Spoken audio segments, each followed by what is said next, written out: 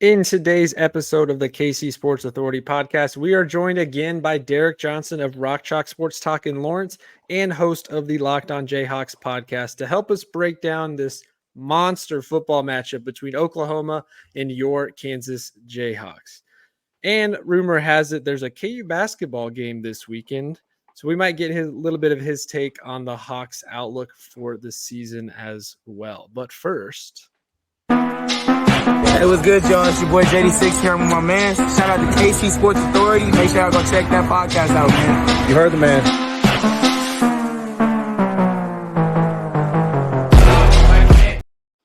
All right. Welcome in, guys. I'm your host, Keegan Russell, and with me, of course, JB. And special shout out to returning guest Derek Johnson. You can find him on Rock Chalk Sports Talk, 1320 KLWN here in Lawrence, as well as the host of the Locked On Jayhawk podcast. Derek, man, how's it going? I'm doing great. We're getting the best time of year. Got all these sports going on, whether it's KU having multiple sports or, I don't know, NBA, NHL. Like, everything is going right now, so you can't complain. There's always something on right now.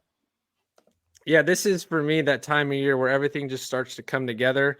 I don't know if it's the best time of year for sports or if that's, as we get towards the tail end when it gets tournament play.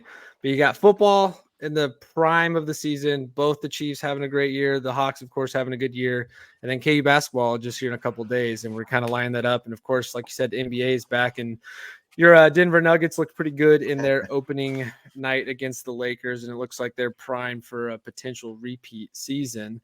For you, is this your favorite time of year for sports, or where does this rank? Yeah, I think March Madness is the best singular sporting event, and probably the best span of, I don't know, that first and second round. So best span of 4 days. But if you're just talking about a full, I don't know, couple weeks or month long or kind of period of time, I think it is right now. You get the NFL, you get college football, you get the World Series going on, NHL, NBA starting up. College basketball is getting ready to start up here right around the corner. I think October, November, yeah, probably best 2 sports months overall. Yeah, this is a good time of year. And of course, point of this episode, as I mentioned, we're going to preview that big time matchup against Oklahoma football this weekend. Early day game on homecoming weekend, the big Fox game of the day. A lot of excitement in the air. We already know the game's sold out, of course, by this point. Big time matchup. And I know, Derek, you've covered this several times throughout the week on Locked On. But where I just kind of want to start with this is how big of a matchup is this for you? For me, I think this is the biggest game of the season so far on the schedule. But where does this rank for you just as far as big time KU football matchups in the last 15, 20 years? I think if you get the win, it would be your biggest regular season win, probably since maybe the 80s or 90s, to be completely honest. If we're talking postseason in there too, obviously the Orange Bowl is up there. Obviously, you can throw out anything when you beat Missouri or Kansas State because of just the nature of playing a rival. But yeah, this would be gigantic. If you get a win in this game, it kind of feels like you're taking that next step as a program. Right now, you're in that, okay, we're a pretty good team. You're a bowl type of team. If you win the game like this, all of a sudden you get talked about in a different light of being one of those upper echelon Big 12 teams and being maybe a Big 12 title contender. So I think if you win, it's certainly very important. If you lose, it becomes a different conversation because at that point you're 5-3, which would be the same record you had last year. So you're kind of wondering, okay, is this kind of the same situation you were in the year before? But then again, you can look at it, and if you do lose, I mean, theoretically, the top 3 teams in the Big 12 would be Oklahoma, Texas, and Oklahoma State. Those 3 would all be your losses. So it'd be easy to kind of shrug off and be like, okay, that's fine. But eventually, if you do want to take the next step as a program, whether it's this year or some year in the future, you do have to eventually beat some of those top teams along the way to move yourself up. And this is a perfect opportunity to do just that. Yeah, I absolutely agree. JB, where does this game rank for you as far as anticipation level for big time matchup? It's definitely up there. I think that really, if, like Derek said, if you win, it's going to be, I think, remembered. For eternity, like all of eternity, it would be the biggest win for, at least for me. I don't know. I mean, maybe this is coming from a guy who's born in '92, so I don't have the luxury of being around for any of the the old years. But looking at the way that this program has performed in the last decade plus, Man, a win over Oklahoma. I don't care if it's at home. I don't care if it's because now we're on the come up and we're a better program than we used to be. It does not matter. That name is huge. Sorry to Texas fans, but Oklahoma is a better win no matter what. So I'm really, really, really happy that we even have the chance to do this. It'll be a pretty tough game, but it'll go down in history as one of the best. It certainly is going to be one of the more anticipated. And unfortunately, we're not going to have a ranked number next to our name with that disappointing loss a few weeks ago. But still a top 10 team at home. And this is a different type of year, too, where we're having a home game against the top opponent where we're not considered, just an insane underdog, just thrown out the window as there's no chance. This is a year where we actually have a fighting chance. But before we get into this matchup specifically, Derek, I kind of want to get your input just on the season as a whole, coming out of the bye week, sitting here at 5-2. We've talked about it several times on our last several episodes. If we went back at the beginning of the season and could say at the bye week, here's where Kansas would be sitting at a 5-2 record, we'd probably still be pretty happy with it, even considering the two losses we have. We were probably in the game. Where do you think KU sits as far as timeline? Are they ahead of schedule still? Are they right on pace with what you were expecting by this point in the season? I know a lot of it really revolves around the health of Jalen Daniels and the play of Jason Bean, but just kind of give us your take on where we sit currently heading into this matchup as far as the season's gone. I mean, I had them in the preseason going 7-5. And so if that is the expectation and that's the one we want to judge it on, then 5-2 is more than good enough to get you. Even if you lose this game to Oklahoma, you kind of view it and okay, you split your two road games with Cincinnati and Iowa State. You split your two home games with K-State and Iowa State, or K-State and Texas Tech. That gets you to your 7 wins. So like, you're still on schedule if that is the goal. And for a lot of people, that is the goal. That'd be more wins than last year. It'd guarantee a winning season. It'd get the over if you had an over on the win total. From the Kansas program, though, along the way, like we've heard talking to players, their goal is to go to a Big 12 championship game. And so if along the way, when they started 4-0 or after blasting UCF to get to 5-1, or just from hearing the players, if you're going to change that goal to being a Big 12 title contender, which means got to probably win 9 or 10 games, then obviously you feel like you're slightly behind the 8 ball here, but you can get back on track with a win against Oklahoma. Because if you beat Oklahoma, all of a sudden you're 6-2, you're ranked in the top 20 at that point, I would assume. And your last 4 games of the season all become games that you're probably favored in. Like maybe the K-State one would be kind of a coin flip, but if you beat Oklahoma, you would be favored in all those other games. You lose to Oklahoma, maybe the Iowa State one's a coin flip. Maybe you're underdogs against Kansas State, right? So it just kind of depends on the expectations you're looking at under. If you're looking at under the expectations from, afar from the beginning of the season, if you were picking them to go 7-5 like I was, I think I had them 5-3 through the first 8. So they're right on schedule. Yeah. But if you're expecting or your expectations did rise up as the season went on to have more than that, then maybe you are a little bit, if they lose to Oklahoma, things might fall short of those lofty expectations. Yeah, I definitely think this is the way, just like last year, we start off pretty hot. We win the games we should have. We beat Illinois this year, which could have been one of those back and forth games where a coin flip. KU starts off 5-0 again, gets to that, or starts off hot again this season, just like last year. And I think it's natural for those expectations to jump up, considering how we've been playing. And then just same thing, we lose 2 of the last 3. And so maybe expectations kind of quiet back down. Really, I think for me, when I think about the season, and I want to get your take on this too, is everything's kind of been centered around the health of Jalen Daniels and the play of Jason Bean. So I guess kind of a 2-parter here. One, what is your take kind of on Jalen's health and how that's impacted the season so far and what we can expect down the road? And 2, just kind of give us your recap and your evaluation of Jason Bean and his play this year, and even maybe the significance of him coming back to play this year. Sure. Yeah. I mean, obviously it was important for Bean to come back given some of the injury stuff. Now it is an interesting ripple effect because Ethan Vasco, who ended up transferring away to Coastal Carolina, I would assume that if Bean doesn't come back, Vasco would have stayed and not transferred away because he would have been the backup and then he would have gotten these shots, which who knows how that would have gone. We're going to have to wait and see how the career of Ethan Vasco goes before we can kind of circle back to see the repercussions there if that would have been a long-term win for you, short-term win, whatever. As far as Jalen, yeah, it's tough to kind of recognize some of the injury stuff. It's clear that this injury was more than what it was kind of led on to believe at the beginning of the season when back tightness was kind of the word. It's clear this is more than back tightness.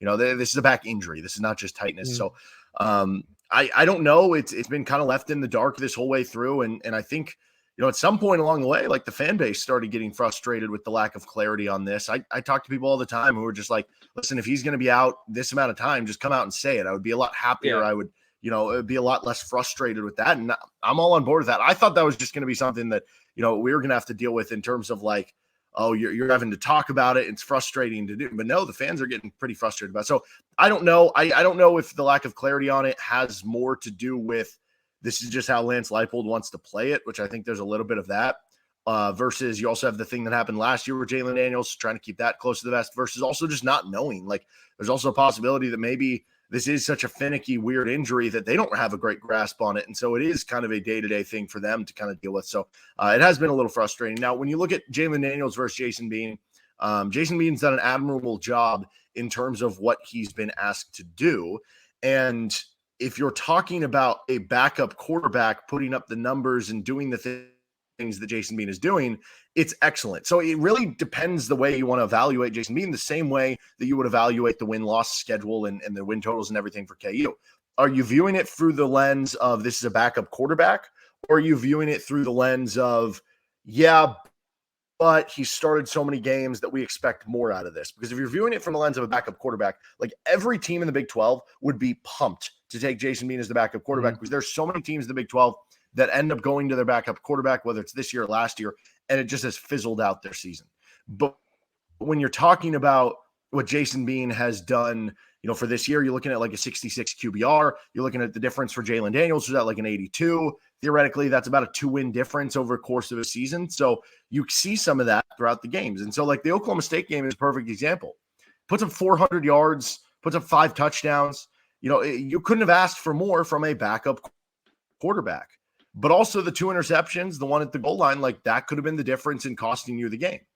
And it's a little tough for Jason Bean because you're asking him to be Jalen Daniels in a certain way when that's maybe just not fair, to where, you basically need to play better around Jason Bean to make up for Jalen not being there. And so against Oklahoma State, you only ran for 91 yards. You struggled all over the field defensively. You even struggled on special teams, right? If you do even one of those phases better, you might win the game with Jason Bean, even throwing the 2 interceptions, because he did enough other things well. So that's kind of where it is. It's just kind of evaluating a guy who's, I think in QBR, he's 7th in the Big 12 right now. He's a middle of the pack to upper half quarterback in the Big 12. So he's a good quarterback, but there are flaws there. And so you have to kind of have that understanding that, yes, if Jason Bean didn't do this or that in the Oklahoma State game, do they win? And could it be better for Jason Bean? Of course it could.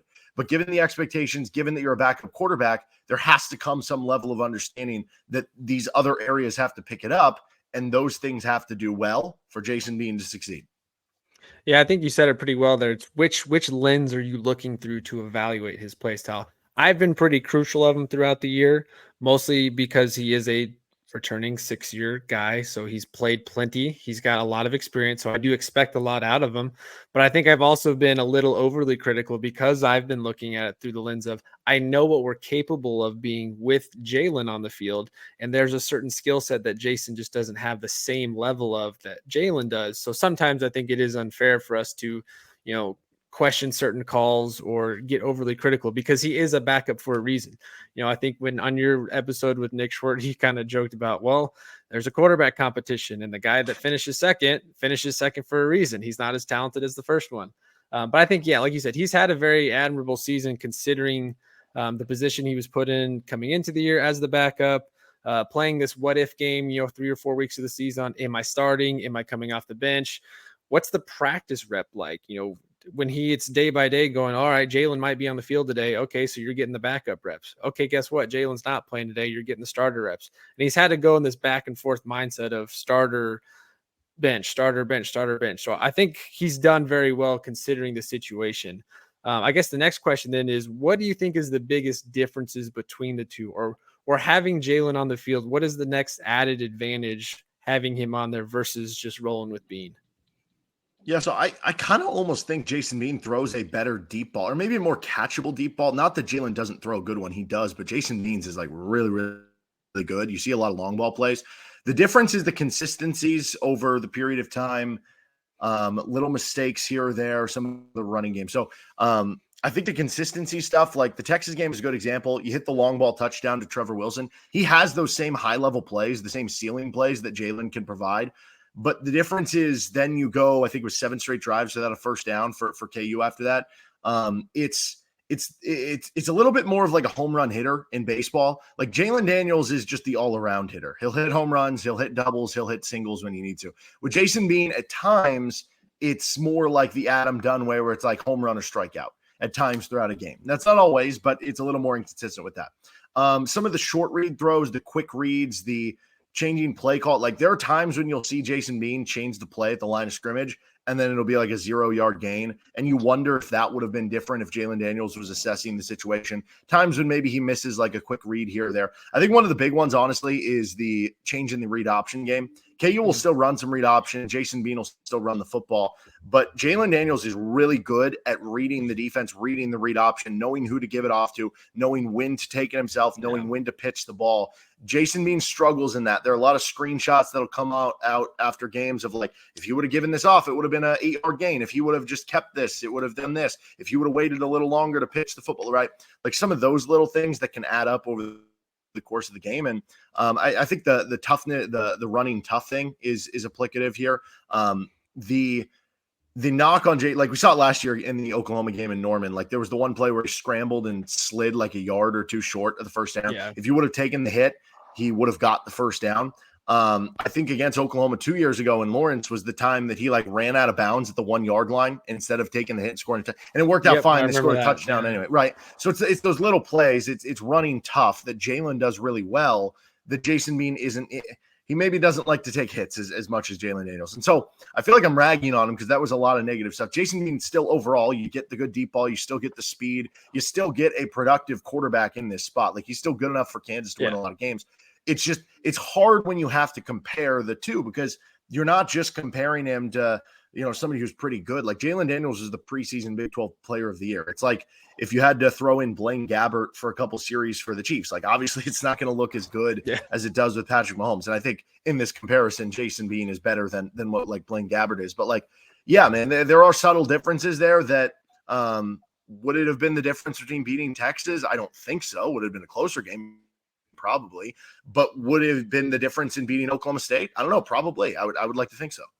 Yeah. JB, how many times have I said that? Yeah, go ahead. Oh my God. Yeah, so many times. I'm glad you brought that up, Derek, especially with the running short of the first down markers, because we've talked about that at length. I mean, it's every single time. And, there's some guys that might say, well, maybe that extra burst that Jalen Daniels has is the reason why he's hurt. And I'm like, no, no, that's not it. We can't say that. It would be something I would expect a little bit more of with a 6th-year guy that has been around the program for so long, that has led us to plenty of games, plenty of wins, I should say. And you would just think that just that tiny little detail would have been fixed a long time ago. But yeah, I mean, we can't harp too much on Bean, because at the end of the day, he's the best backup in the Big 12.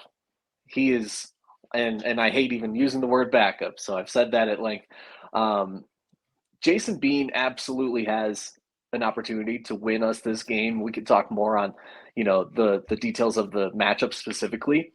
But Jason Bean has the ability to win this game, especially with the home crowd. I think there's a lot of energy going into this game with, Big Noon coming to Lawrence. And I'm thinking maybe this energy around Lawrence is just going to be what we need to make the game a little bit more interesting than we might have thought it would be at the beginning of the season. I do think Bean gets a little bit extra motivation when he does play at home, because I think he really feeds into the crowd energy. I mean, just like anybody you should expect, when they're playing at home, they play a little bit better. But I do think he feeds off that crowd energy really well. But yeah, that's always interested me, that just the way he reads the field. Both of those guys, tremendous athletes, great quarterbacks, but they just read the field so differently. And I think there's several times you're going, why did you hand the ball off? You had 30 yards. You could have just sprinted. Or why did you run for the first time? But yeah, differences there for sure. But all right, let's get into the game itself, though. Oklahoma in town. Oklahoma's had an incredible season, major turnaround from where they were last year, kind of a disappointing season last year. This is a deep team. They're loaded just about everywhere. It feels like, maybe not statistically super, super strong at any one position, but a very well-rounded team that's got a really, really good defense, super athletic, quarterback that's had a really good year so far. They spread the ball out to multiple weapons. This is a team that, of course, went in and they beat Texas in an incredible matchup. I think most people had Texas winning that game, and I think they kind of surprised us how good Oklahoma was in that. And now they find themselves at number 6 in the country with a chance to make it into the college football playoff, of course.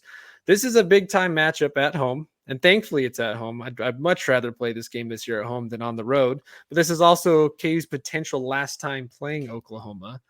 So it's just a lot of energy coming into this game, but it's a really, really big time matchup. KU starts off as a double-digit underdog at home.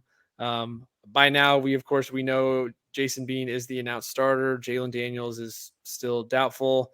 Maybe we see him on the sideline suited up, but I wouldn't anticipate him getting in the game. So this is going to be a Jason Bean's game.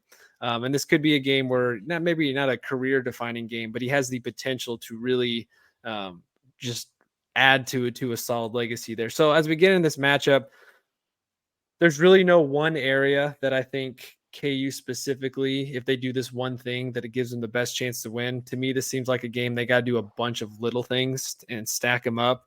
And I know, Derek, you've talked about it on your episodes this week and kind of previewing it.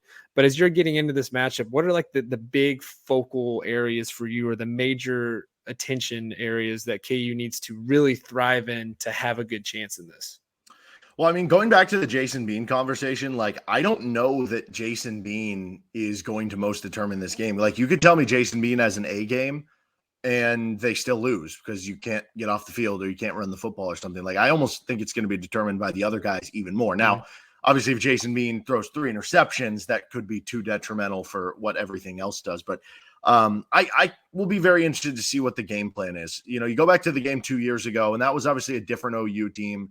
Lincoln Riley, different staff, Caleb Williams, year 1 for Kansas, much different all the way around from the two. But Kansas ran like a ball control possession type of game. I think OU only had 1 or 2 possessions in the first half. Kansas led at halftime. They ended up leading at one point in the fourth quarter.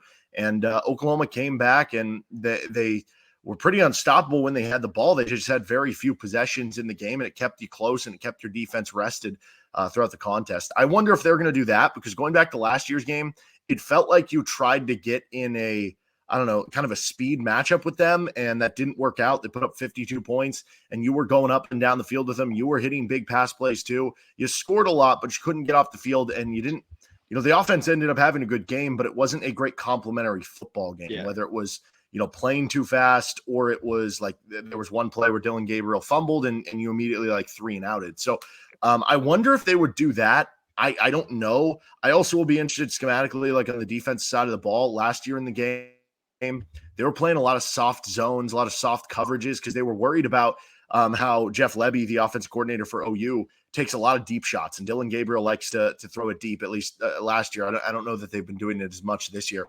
And so it was almost like this fear of Marvin Mims and the deep passing game for OU. They didn't want to give up the big play, and so they were basically more open to, hey, we're going to hope he makes a mistake throwing these little 6, 8, 10-yard routes, and he just carved him up. And so I wonder what they're going to do this year, if it'll be more of the same with the soft coverages and just hope Dylan Gabriel has a bad day. Maybe it's rainy, maybe it's cold, maybe the weather gets to him a little bit there. Or if they are going to play a little bit more press, maybe have some more guys back. I don't know. I think OU isn't as good running the football as they were a season ago, but they're better overall passing the ball. No Eric Gray now, so maybe that allows you to put more guys in coverage. It'll be very interesting. But yeah, this has to be an all-around game. Jason Bean has to play well. Devin Neal in the running game has to get going. If you could have that possession offense, I think it's super helpful. Offensive line has to play well. I think the pass rush might be the most key among all. They have to be able to get there with 4 guys. Going back to the idea of putting more guys back in coverage.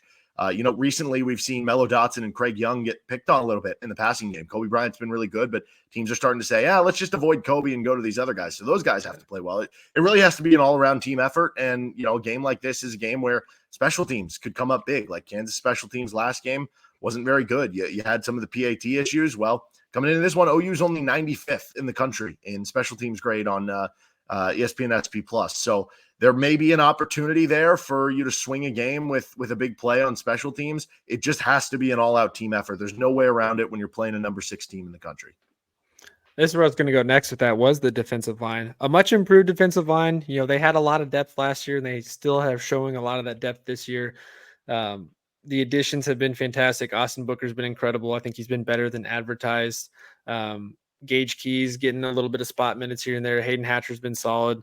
Jeremy Robinson's doing his thing. Do you guys think this defensive line is good enough to create enough pressure with a 4-man front so that we can have an extra defensive back or an extra safety on the field to kind of contain the pass? Because I know you mentioned it this week.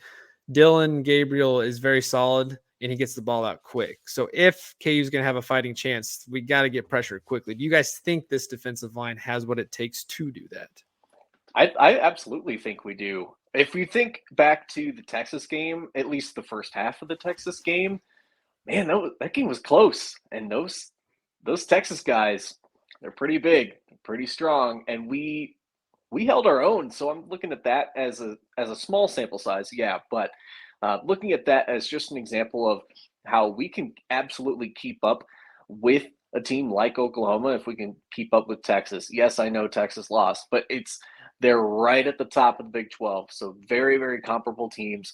And, I'm looking at this as it'll be a challenge for sure, but definitely not insurmountable. We kind of talked about it, but yeah, it's going to take an effort from everybody, and not just our defensive linemen or offensive linemen, but the whole team.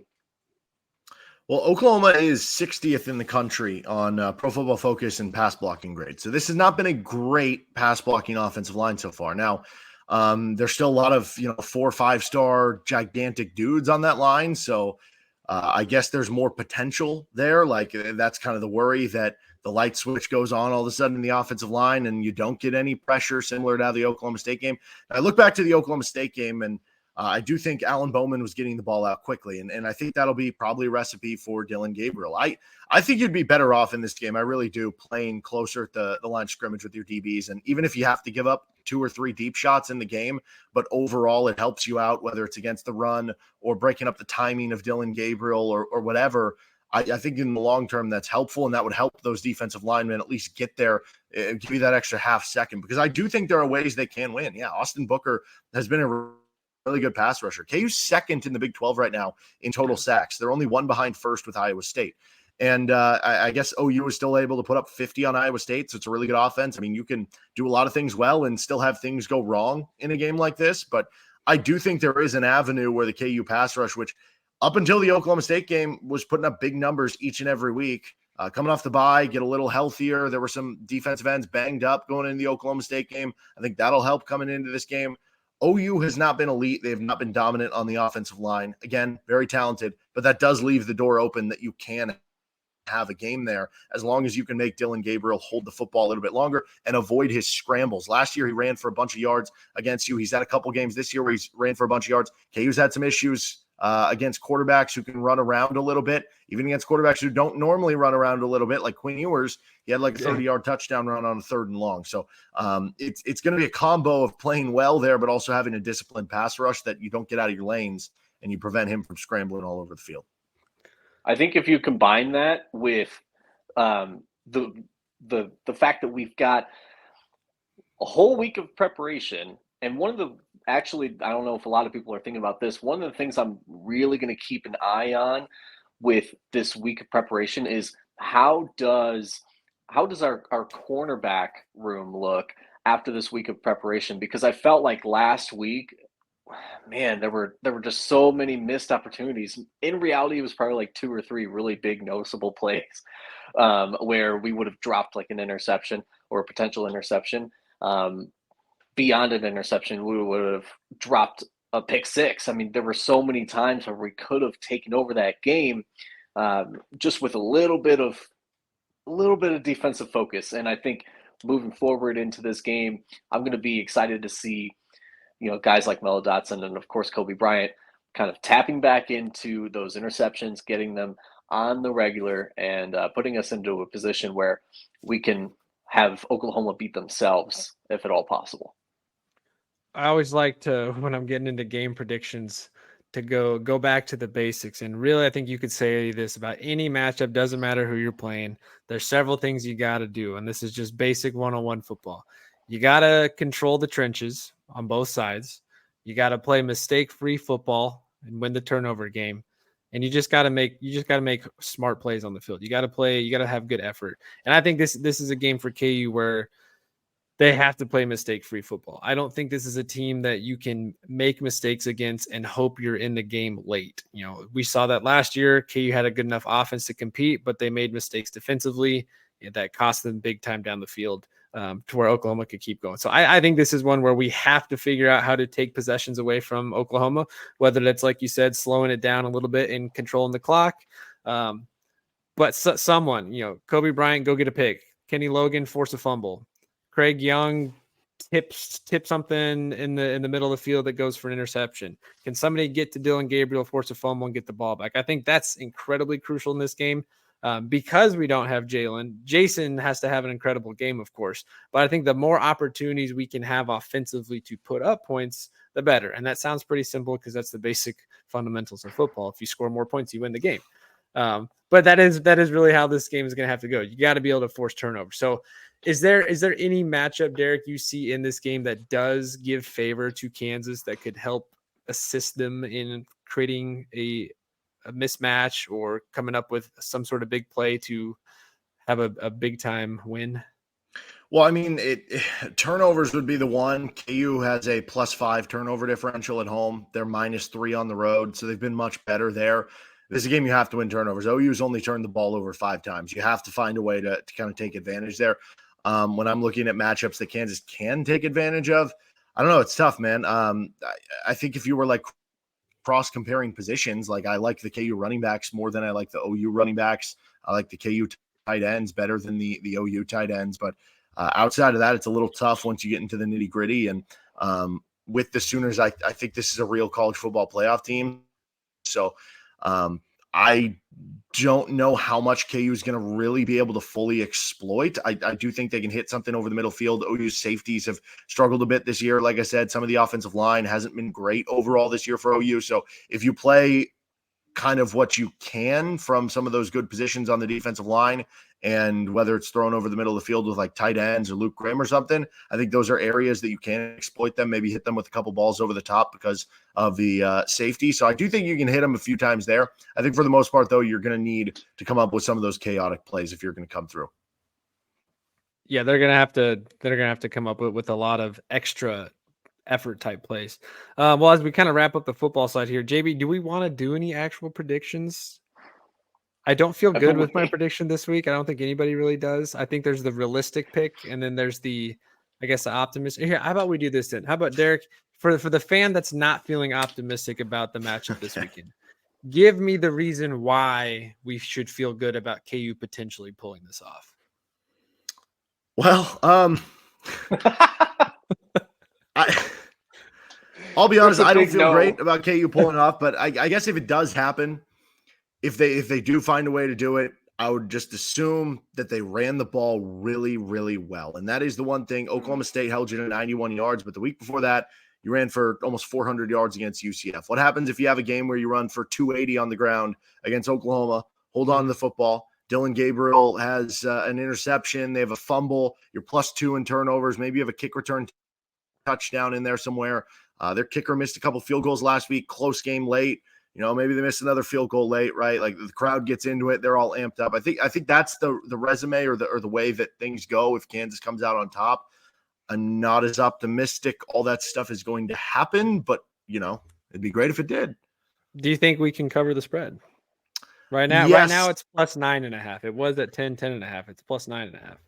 I'm not picking it, but could they? Yes. Yeah.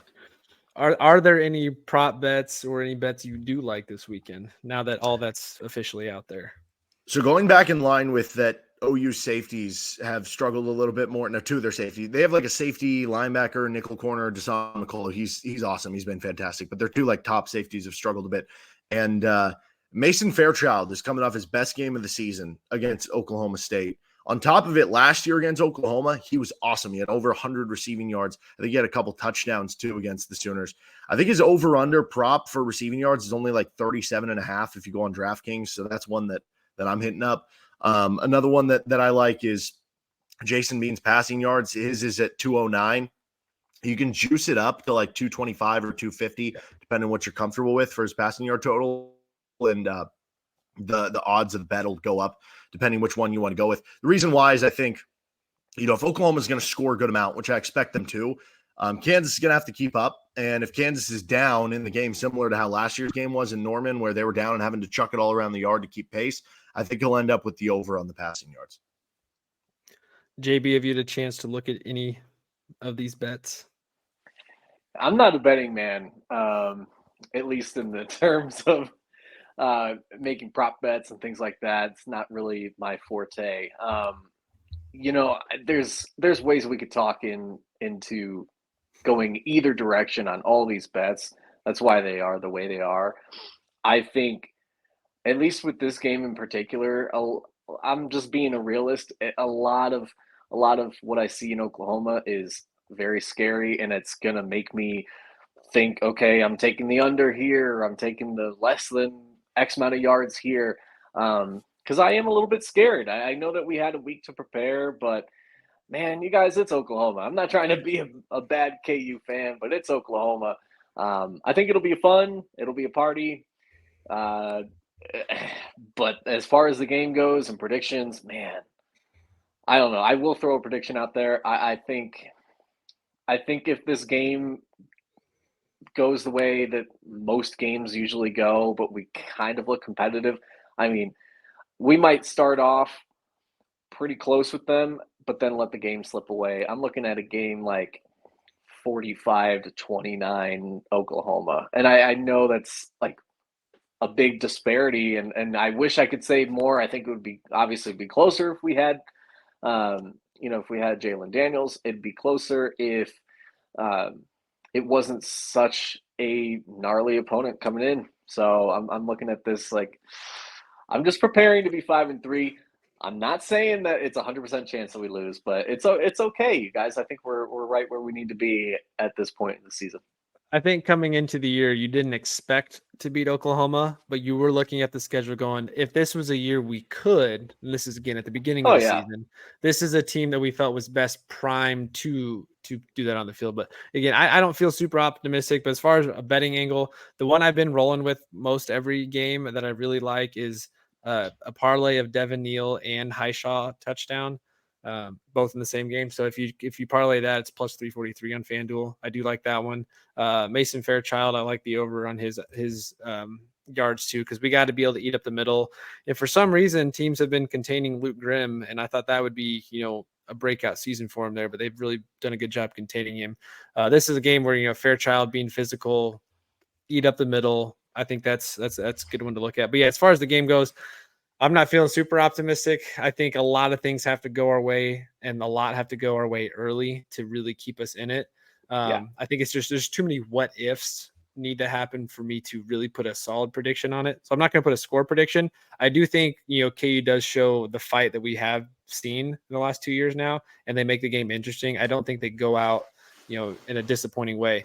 But if outside of a blowout loss, Derek, is there anything about this game that you would take away from a negative perspective on the rest of the outlook of the season? I guess if you gave up a bunch of like rushing yards, that's one thing I'm tracking. Last year, you really struggled as the season finished out, stopping the run. You have low key given up over 200 yards rushing in all three of your Big 12 games. You'd like to see that number go down, especially again, OU is like 10th in the conference in rushing yards per attempt, 9th in rushing yards per game. So don't see that number go up. If that ends up at a 400 number like it was last year or something like that, that would be a little discouraging.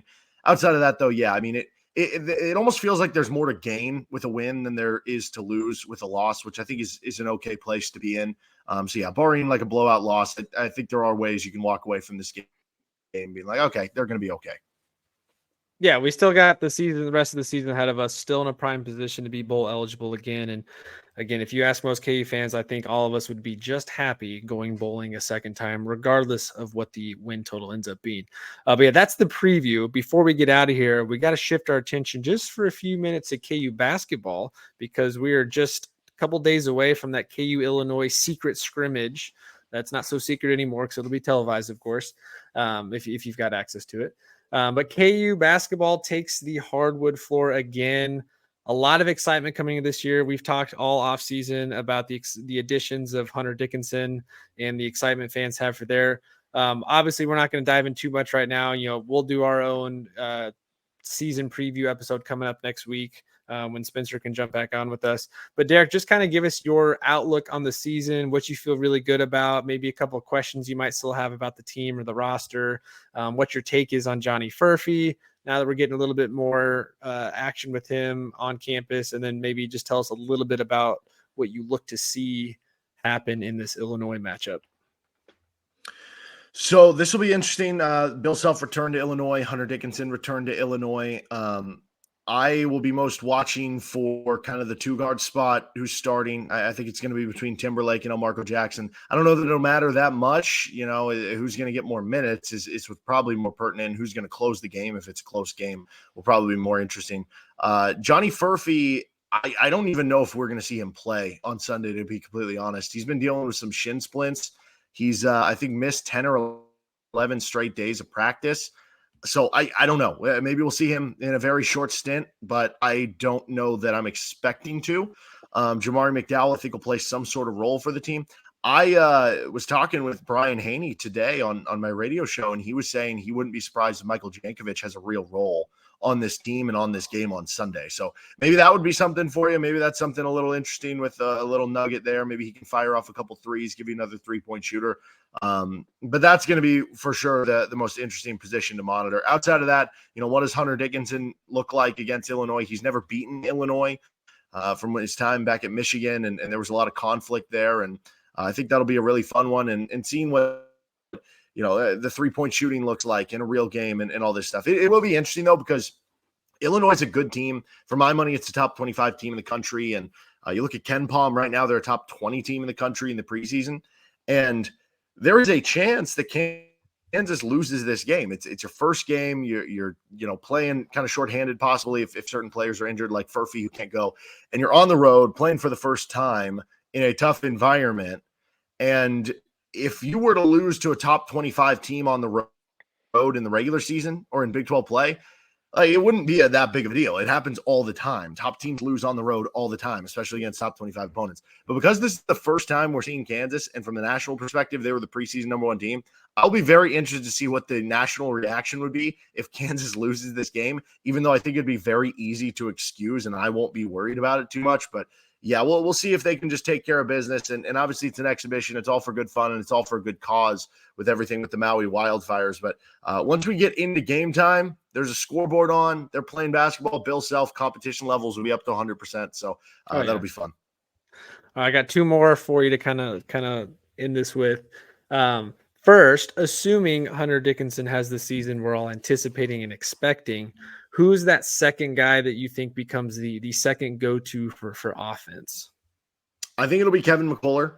DeJuan Harris will have the ball in his hands a lot. So from that standpoint, sort of him. But from like a scoring perspective, I think it will be Kevin McCullough. I've seen a lot of his game grow. Looks like he's added a little bit into his mid-range. With the ball in his hand, I think the 3-point shot looks a little bit more smooth. We'll see what the percentage goes up to. I'm not expecting like 40%, but can he get up to 33, 34%? I think that's doable. So yeah, Kevin, I would not be shocked if he averages, 14, 15 points a game. And then last one for you on the team as far as the season goes, outside of Kevin, KJ, Hunter, and DeJuan, outside of those four, which other guy on the team do you think is going to have the most significant impact throughout the full season? So I think the long-term answer is Elmarco Jackson. I think in the short term, it might even end up being like Jamari McDowell or Nick Timberlake. But in the long term, the ceiling of the team, if Marco Jackson looks like a first-round draft pick, which a lot of people are projecting him to be, if he looks like that guy by the end of the season, it completely changes where this team is going to go. And I think that would be the guy that you would look to. You could probably add Johnny Furphy if you wanted to, but yeah, Marco Jackson would be the one that I would highlight there. Yeah. JB, you got anything else before we get out of here? I was just going to say, this is controversial a little bit. I'm sorry, but we shouldn't be ranked number 1 preseason. We lost Arterio Morris. I think a big part of why we were preseason number 1 before everything went down with Arterio, like it was partly because of him, because he's a former 5-star recruit that was coming away from Texas, coming to our program. We lose a guy like him. We got all these question marks. Who's going to start at the 2? Whoever it is not going to be someone that traditionally we could have really penciled in as this is a guy I can rely on. We're going to need to see the season develop before we can really make an assessment on this team in terms of who's that starting 2 guy. And then, yeah, we are very thin, especially if we keep that red shirt on Zach Clements. So we know that we dwindle down the rotation, but it's always better to have our options and then decide who's the best. But when we don't have any, outside options, when we have what we have, it makes it feel a little bit scary. All that to say, I think we should be number 2. It's not a big drop off when we lose Arterio. And, I'm looking into this season as quite a fun one coming up. We're going to win another natty. I feel it. We've got the making of that. And of course, we'll do our preview of the season coming up next week. I think the one thing I will say about going into basketball season is coming off of health scare and post IARP results. I think Bill Self is on an absolute tear right now as far as the focus and energy he's putting into this program.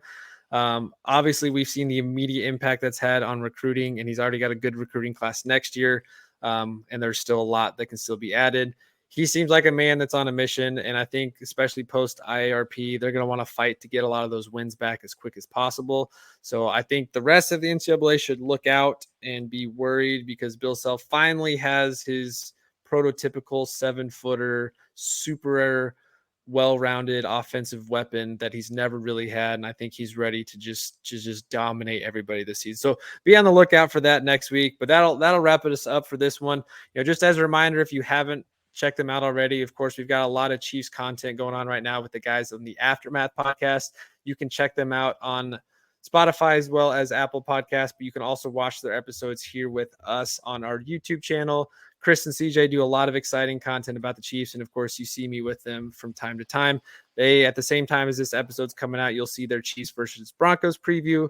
So give them a shout out. Check them out. You can follow them on Twitter as well at Aftermath_KC. Of course, you can find our podcast right here on YouTube, Spotify as well. You can hit us up on Twitter, Facebook, Instagram, and TikTok at KCSA Pod. And then, Derek, thanks so much for joining us again today. And where can the good people find you? Yeah, hit me up, Twitter at D Johnson Radio, Locked on Jayhawks, Rock Chalk Sports Talk in Lawrence on KLWN. Anything super exciting coming up between radio or Locked on? Well, just doing the normal grind every day, Monday through Friday, 3 to 6 on the radio. Locked On comes at you pretty much every day. Yeah, you can come on out to Big Mill, I guess, before the home KU football games. We're out at Big Mill for a couple hours before the games happen and giving away free stuff and doing a pregame show. So, yeah, check out that. How early does that start since this is a morning kickoff? Yeah, this week it'll be 8:30 to 10:30 with the 105.9 KISS crew out there. And our show on KLWN it is the lead up to the Crimson and Blue show, which we air on KLWN. That'll be 8:30 to 9:30. Perfect. So that's where you can find him this weekend. So thank you guys so much for joining us on this episode. Again, hit that subscribe button. Thank you guys for supporting us. We've got a lot of fun stuff planned coming down the road because it's basketball season in addition to football season, and there's plenty more of excitement coming. So thanks again, guys. And as always, rock chalk. Rock chalk.